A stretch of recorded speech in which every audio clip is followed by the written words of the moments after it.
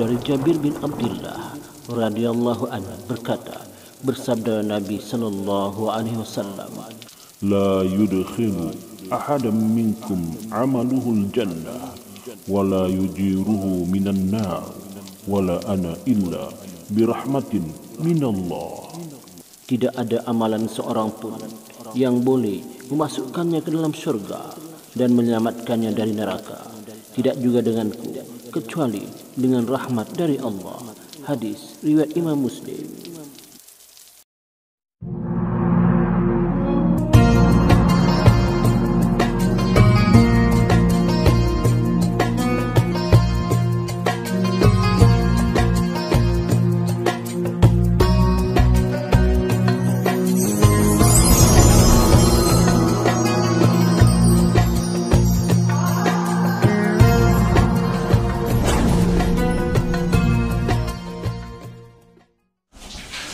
Bismillahirrahmanirrahim. Assalamualaikum warahmatullahi wabarakatuh.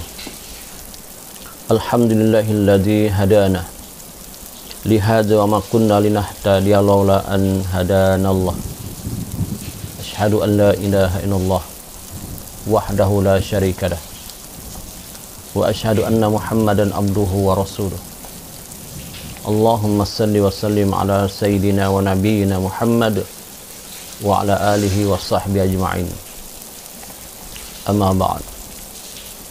Alhamdulillah, bersyukur kita banyak-banyak kepada Allah Subhanahu wa taala, kerana dengan limpah kurnianya, dengan izinnya, maka kita semua masih lagi diberi kesempatan oleh Allah Subhanahu wa taala berada di atas muka bumi ini, yaitu supaya kita dapat menambahkan amal ibadat kita kepada Allah Subhanahu wa taala, supaya kita dapat mengerjakan segala perintah Allah Subhanahu wa taala, sama ada perintah yang fardu ataupun yang sunat. Kemudian kita meninggalkan segala larangan Allah Subhanahu wa taala, sama ada larangan yang haram ataupun yang makruh. Kemudian yang harus, ya, perkara-perkara harus kalau boleh kita jadikan ibadah kepada Allah Subhanahu wa taala. Kerana seperti mana yang Allah Subhanahu wa taala sebutkan dalam Al-Quran, tujuan kita dihidupkan di atas muka bumi ini adalah semata-mata seperti mana yang disebutkan dalam Al-Quran, a'udzubillahi minasyaitonir rajim. Wa ma khalaqtul jinna wal insa illa liya'budun. Tidak aku jadikan jin dan manusia itu melainkan untuk beribadah kepada Allah semata-mata, kata Allah dalam Quran. Jadi tuan-tuan, tujuan manusia ini dihidupkan oleh Allah Subhanahu wa taala, ya, adalah untuk beribadah kepada Allah Subhanahu wa taala. Untuk beribadah semata-mata kepada Allah Subhanahu wa taala, bukan kerana yang lain. Cuma dalam ajaran Islam kita, agama yang indah, yang cantik dan indah ini, iaitu ibadah itu bukanlah hanya sekadar sembahyang, berpuasa, membayar zakat, menunaikan haji, membaca Al-Quran, berzikir dan sebagainya. Tapi apa sahaja yang kita lakukan di atas muka bumi ini, kalau kita niatkan kerana Allah Subhanahu wa taala, insya-Allah perkara itu akan jadi ibadah. Yang penting perkara itu bukanlah perbuatan yang haram seperti mencuri, meminum arak dan sebagainya. Itu bukan ibadah. Tetapi selain daripada perkara-perkara itu, maknanya selain daripada perkara yang diharamkan oleh Allah Subhanahu wa taala, itu adalah ibadah, tuan-tuan. Yang penting kita niatkan kerana Allah. Ya. Contohnya apa yang jadi ibadah? Seperti kita berniaga, menjual kuih di tepi jalan, kita niatkan berniaga ini kerana Allah untuk mencari nafkah keluarga, anak-anak dan isteri kita, maka itu ibadah. Maka ibadah itu akan dianggap satu ibadah dan insya Allah akan diterima oleh Allah Subhanahu wa taala. Yang pentingnya dalam kita mengerjakan ibadah-ibadah itu jangan kita meninggalkan ibadah yang pokok, ya, yaitu ibadah yang pokok apa dia? Itulah dia sembahyang, ya. Ibadah pokok itu adalah sembahyang. Kalau kita berniaga niatkan kerana Allah, alhamdulillah. Ditambahi lagi kita tidak meninggalkan segala ibadah yang pokok seperti sembahyang yang fardu, yang 5 waktu. Insya-Allah dengan izin Allah, insya-Allah ibadah itu akan benar, ya, benar dan akan diterima oleh Allah Subhanahu wa taala, insya-Allah. Tuan-tuan, jadi selagi hayat di kandung badan, selagi kita berada di atas muka bumi ini, yang mana kita masih ada kesempatan hidup ini, perbanyakkanlah bekal kita. Perbanyakkanlah bekal kita untuk ke sana, ya. Banyakkan ibadah kita untuk ke sana. Bekal yang kita maksudkan itu adalah bekal untuk menuju ke akhirat. Bekal untuk kita menuju ke akhirat. Sebelum kita menuju ke akhirat, ya, maka kita akan pergi dulu ke satu alam lagi selepas dunia ini, iaitu alam kubur ataupun alam barzah. Jadi amalan-amalan ini kita kutip di dunia ini. Kita kutip di dunia ini untuk kita bawa ke sana. Sebab itu seperti mana yang saya sebut tadi, Allah berfirman dalam Quran, A'udzubillahi minasyaitonirrajim. A'udzubillahi minasyaitonirrajim. Wa tazawwadu fa inna khairaz zadi taqwa. Wa tazawwadu fa inna khairaz zadi taqwa. Sebaik-baik bekal kamu adalah takwa. Takwa, amal-amal saleh yang kita lakukan di dunia ini. Kita takut pada Allah, dengan sebab itu kita melakukan segala amal-amal saleh yang diperintahkan oleh Allah dan meninggalkan segala perbuatan yang haram yang diperintahkan oleh Allah Subhanahu wa taala untuk kita bawa sebagai bekal kita ke akhirat, insya-Allah. Tuan-tuan, di bulan yang mulia ini, bulan yang penuh barakah ini, bulan maghfirah ini, bulan yang dilipat gandakan segala amalan kita ini, maka ketika inilah kita pulun banyak-banyak. Ketika inilah kita banyakkan amal ibadah kita di bulan Ramadan yang mulia ini, ya. Seperti apa? Seperti ibadah sembahyang tarawih, sembahyang sunat tarawih, sembahyang sunat tahajud, hajat, sembahyang sunat taubat, sembahyang sunat witir, dan lain-lain lagi. Kemudian merajinkan diri untuk membaca Al-Quran. Pasang niat dan pasang azam di hati, mudah-mudahan dengan izin Allah di bulan Ramadan ini kita dapat khatamkan Al-Quran. Kemudian kita berazam juga kepada Allah SWT supaya di bulan Ramadan ini kita banyak bersedekah, ya, bersedekah kepada orang-orang yang memerlukan. Kemudian kita berazam juga di bulan Ramadan yang mulai ini kita tinggalkan segala maksiat dan dosa, ya, yang pernah kita lakukan sebelum bulan Ramadan. Dan kalau boleh selepas Ramadan, apa yang telah kita lakukan ini berterusan, tuan-tuan. Bukan setakat di bulan Ramadan sahaja, tapi selepas Ramadan berakhir, segala yang kita telah lakukan tadi kita istiqamahkan, ya, istiqamahkan seterusnya. Maka orang yang istiqamah, ya, melakukan perkara-perkara ibadah walaupun sedikit, maka itu yang Allah suka berbanding orang yang banyak melakukan ibadah, ya, banyak melakukan ibadah amal saleh, tetapi ibarat bermusim, ya, bermusim saja. Di bulan Ramadan hebat dengan bacaan Quran, hebat dengan sembahyang sunat, hebat dengan bersedekah dan lain-lain, tetapi selepas Ramadan hilang, ya. Sebab sekarang ini kita memohon pada Allah Subhanahu wa taala, kita meminta kepada Allah Subhanahu wa taala, meminta supaya Allah ampunkan dosa kita di bulan Ramadan ini, sehingga kita menjadi orang yang telah diampunkan dosa sepanjang Ramadan, dan selepas Ramadan kita adalah tergolong di kalangan orang yang telah Allah Subhanahu wa taala ampunkan dosa. Kerana ada satu hadis yang saya nak bacakan pada tuan-tuan kali ini, iaitu hadis yang diriwayatkan oleh Ka'ab bin Ujrah radhiyallahu an, meriwayatkan bahawa Rasulullah sallallahu alaihi wasallam telah bersabda, hadirlah ke mimbar, dan kami pun hadir ke mimbar. Apabila baginda menaiki tangga mimbar yang pertama, baginda berkata amin. Apabila baginda menaiki tangga yang kedua, baginda berkata amin. Apabila baginda menaiki tangga yang ketiga, baginda berkata amin. Apabila baginda turun daripada mimbar, maka kami pun bertanya, yakni sahabat pun bertanya, ya Rasulullah, kami telah mendengar daripadamu hari ini sesuatu yang belum pernah kami dengar sebelum ini. Maka baginda bersabda,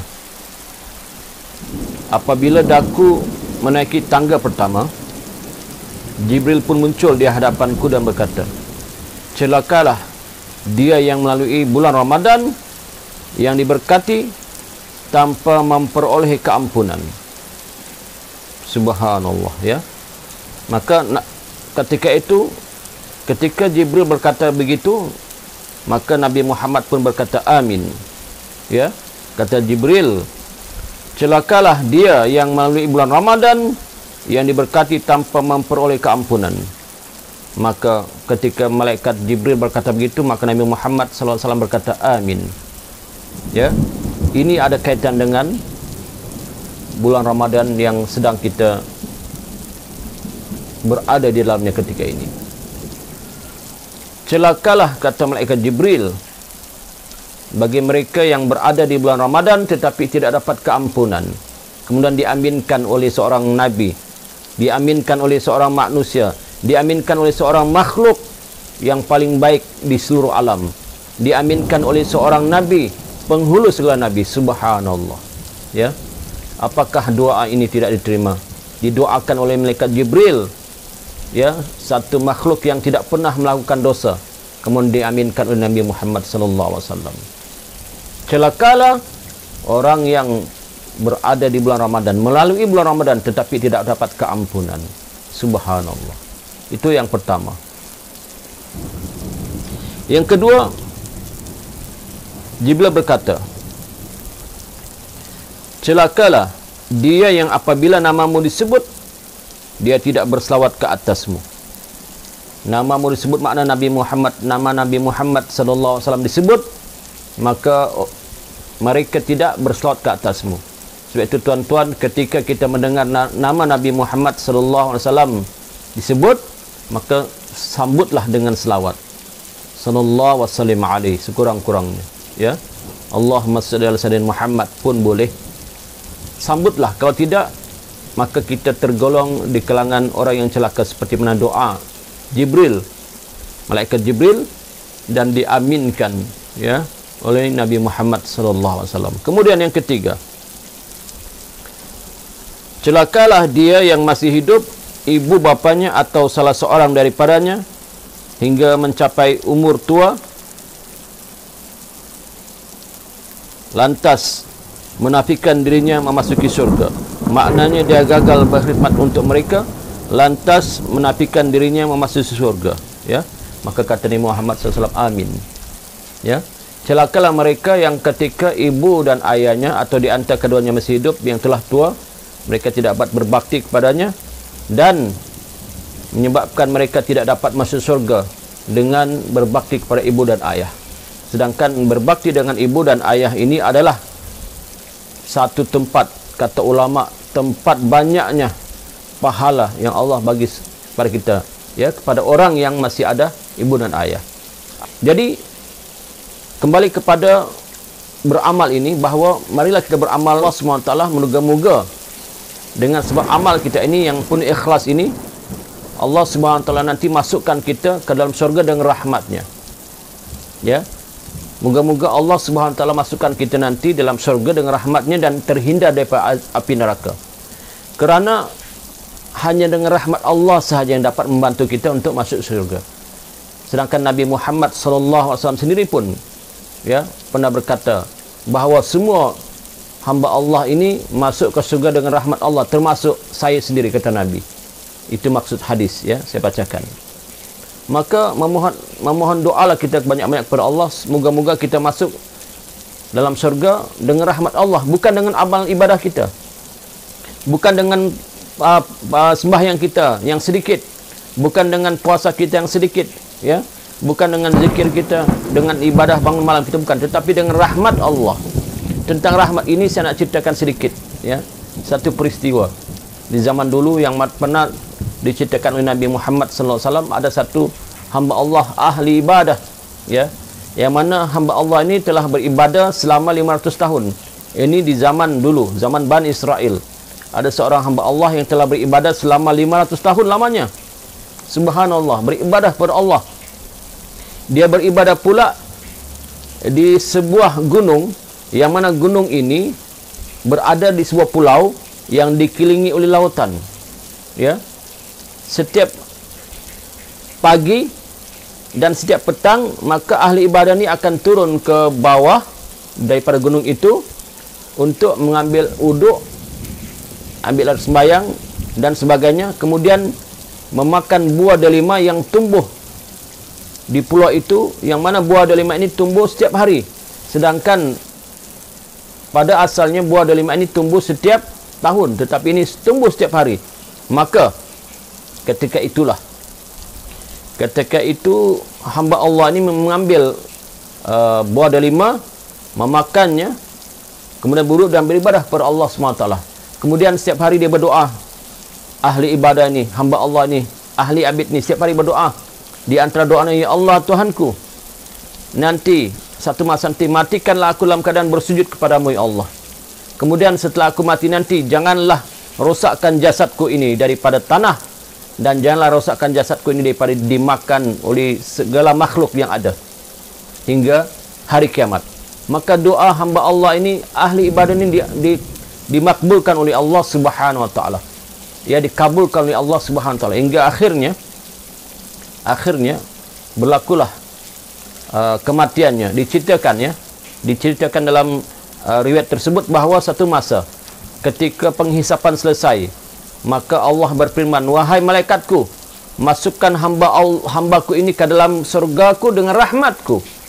Tetapi ahli ibadah ini berkata, ya Allah, ya Tuhanku, dengan ibadahku masukkan aku ke dalam surgaku. Sekali lagi Allah berfirman, masukkan hambaku ini ke dalam surga dengan rahmatku. Tetapi ahli ibadah itu potong pula, ya Allah, masukkan aku dalam syurga dengan amal ibadahku yang banyak. Maka Allah berkata, wahai malaikatku, timbanglah nikmat mata yang aku bagikan kepada hambaku ini. Timbang. Bila ditimbang oleh malaikat, nikmat mata penglihatannya setara, kata ulama dalam riwayat itu, setara ataupun sama berat dengan amal ibadahnya 500 tahun. Itu baru nikmat mata, belum lagi nikmat-nikmat yang lain. Maka kata itu, sedangkan amal ibadahnya sudah habis, ibadahnya 500 tahun sudah habis, kemudian ditimbang nikmat matanya dengan amalnya 500 tahun, sama tara, sama berat, sama timbang.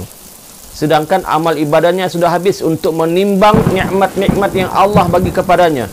Nikmat telinga, nikmat mulut, nikmat hidung, nikmat perut dan anggota badan yang lain. Maka kata Allah, wahai malaikatku, masukkan hambaku ini ke dalam neraka. Maka ketika itu menangislah ahli ibadah ini. Menangislah sekuat-kuatnya, lantas berkata, ya Allah, masukkanlah aku dalam syurgamu dengan rahmatmu ya Allah. Maka dengan rahmat Allah dan kasih balas Allah, maka kata Allah, berfirman Allah, wahai malaikatku, berhenti. Maka berkata Allah, wahai hambaku, siapakah yang menjadikanmu? Maka hamba itu berkata, engkau ya Allah. Siapakah yang memberi engkau rezeki? Engkau ya Allah. Siapakah yang memanjangkan umur sampai kau dapat beribadah 500 tahun? Engkau ya Allah, kata hamba Allah itu. Siapakah yang memberimu air dan memberimu makan buah delima setiap hari, sedangkan buah delima itu kalau ikut tumbuh berbuah setahun sekali? Engkau ya Allah.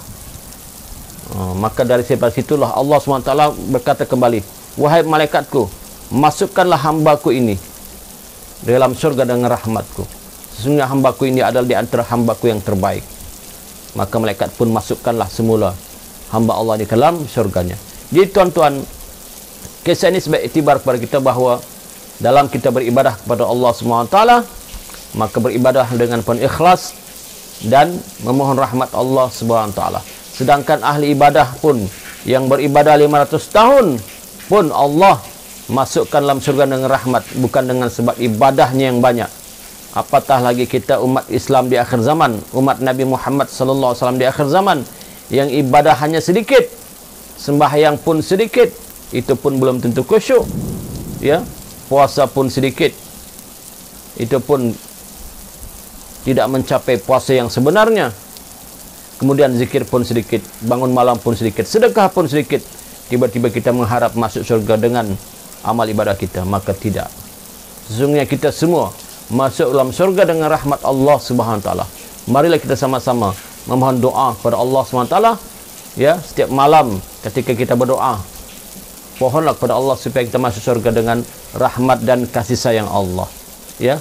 Ya, amin amin insyaallah. Moga-moga kita semua termasuk yang menonton sidang tazkirah ini, Allah Subhanahu wa taala masuk dalam surga dengan rahmat Allah Subhanahu wa taala. Sekian. Ampun maaf, wabihi wallahu alam. Assalamualaikum warahmatullahi wabarakatuh.